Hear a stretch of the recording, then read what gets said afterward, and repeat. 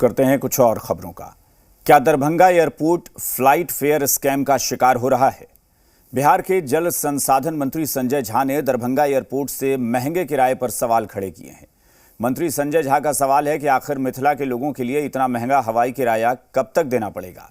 Festival season में हवाई किराए में आग कैसे लग जाती है, जबकि दरभंगा एयरपोर्ट से दिल्ली, मुंबई और बेंगलुरु आने जाने वाली उड़ानों के एविएशन ट्रिब्यून फ्यूल यानी एटीएफ पर बिहार सरकार सिर्फ 1% टैक्स लेती है। ऐसे में सवाल तो उठता है कि दरभंगा एयरपोर्ट किसी साजिश का शिकार तो नहीं हो रहा। मिथिला वासियों के लिए हवाई सफर महंगा क्यों? फेस्टिवल सीजन में फ्लाइट फेयर टॉप पर क्यों? पटना से भी हाई रेट दरभंगा का क्यों? ये मिथिलांचल का इकलौता एयरपोर्ट दरभंगा एयरपोर्ट है, जो उड़ान स्कीम के तहत देश में कीर्तिमान स्थापित कर चुका है।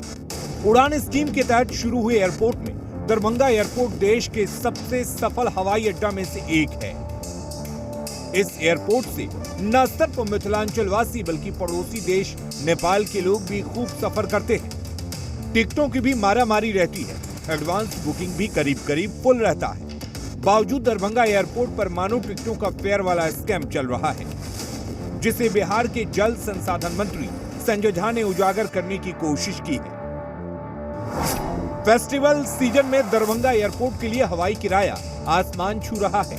दिल्ली से पटना की तुलना में दरभंगा का किराया 2 गुना से अधिक है, जबकि बिहार सरकार एविएशन टर्बाइन फ्यूल यानी एटीएफ पर सिर्फ 1% टैक्स लेती है। टैक्स में ये छूट पटना एयरपोर्ट के लिए लागू नहीं है।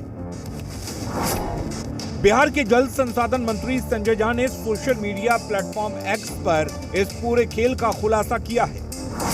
लिखा है कि मिथिला के लोगों के लिए इतना महंगा हवाई किराया आखिर कब तक? 25 अक्टूबर को दरभंगा से दिल्ली का किराया करीब 15,000 है, जबकि पटना से दिल्ली जाने पर करीब 6,000 रुपए किराया देना होगा। मंत्री संजय झा ने लिखा है कि 22 अक्टूबर को दिल्ली से दरभंगा आने का किराया 29,000 रुपए से अधिक था। अब जल संसाधन मंत्री संजय झा ने एयरपोर्ट अथॉरिटी ऑफ इंडिया से एक बार फिर से दरभंगा एयरपोर्ट के हवाई किराए पर पुनर्विचार करने की अपील की है। फेस्टिवल सीजन में फ्लाइट किराए की अधिकतम सीमा निर्धारित करने की भी अपील की गई है। सवाल उठता है कि आखिर फेस्टिवल सीजन में दरभंगा का किराया बेतहाशा बढ़ क्यों जाता है? दरभंगा और पटना से फ्लाइट फेयर में डबल से ज्यादा का अंतर कैसे? फ्यूल टैक्स में छूट के बावजूद दरभंगा से सर्विस महंगी क्यों? क्या दरभंगा फ्लाइट फेयर स्कैम का शिकार हो रहा है?